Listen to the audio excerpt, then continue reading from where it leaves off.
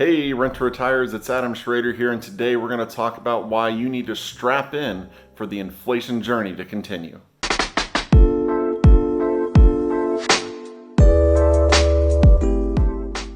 Before we get started with today's video, let me remind everybody, please subscribe to our YouTube channel and click the notifications bell so you don't miss out on any of the content that we're putting out as we try to make you the best investor you can possibly be during these crazy times.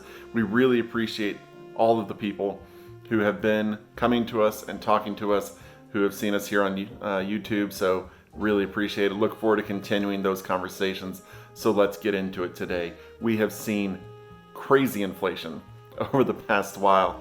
Now the government is admitting that it's 8 to 8.5% right now. So if you don't believe them and you think it's higher, maybe we're talking 14, 15, 16%, but we're just gonna go with what the government has told us right now. So we're talking 8.5%. When we look at that number, let's talk about interest rates when it comes to that. Pre-COVID, we were running somewhere in the 1.5% rate for inflation. And what were our interest rates? Our interest rates were somewhere in the 4.5% to 6% range. Quintuple that and go up to 8.5% inflation. Where are you in interest rates? Right now, we're with 20% down. We're talking somewhere in the low sixes for interest rates. You could buy down to 6% if you wanted. So we're talking about 1.5% inflation, giving you 4.5% to 6%.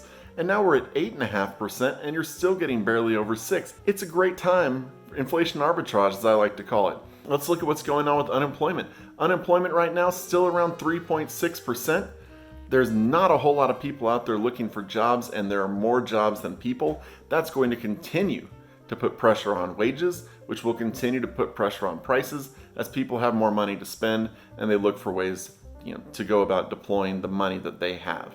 So there is not much going on there that's going to lead to a slowdown in inflation. Let's talk about supply chain, because that is where the majority of the problems stem. Before COVID, back in February of 2020, retailers kept on hand usually 43 days of inventory.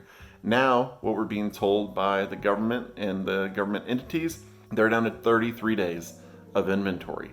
That is a massive, massive drop. But we also look at what's happening right now, today.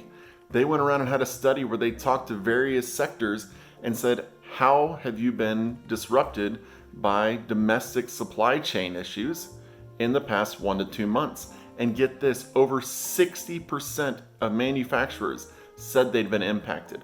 58% of construction companies said they had been impacted.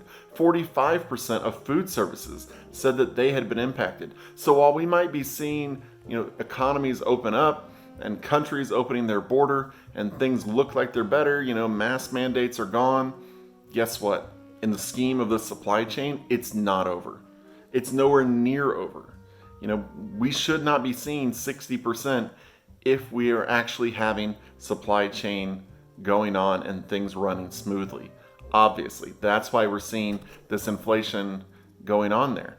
So what gives you the idea that the inflation story is almost over? Not much evidence out there that it is. So continued inflation, as we've seen historically, leads to higher home prices, leads to pressure on rents as they go up. We have seen this time and time again, but what we haven't seen, with interest rates climbing, just like I did a podcast with Zach about this a few weeks ago, over the last 35 years when mortgage rates have gone up, it has not slowed down home prices. They have stayed the same or accelerated during that time frame. So don't think the inflation is going to cause the housing market to stop. Don't think the rising interest rates are going to make it stop, because historically it hasn't. You're fighting against the tide of history, which history will win. So your choice right now is pretty simple. Your choice right now is, what are you going to do with your money? Are you going to stuff it under a mattress and pull it back out a year from now whenever it's worth 8.5%, 9% less? Are you going to actively deploy it? If you are talking right now about going in and buying a property and getting a 6, 7% cash on cash return, guess what? Over the next year, that's actually a 15% return, as opposed to not doing anything. And if you don't do anything now, as we talked about home prices escalating, a year from now you're going to be buying a more expensive home with more dollars that are worth less.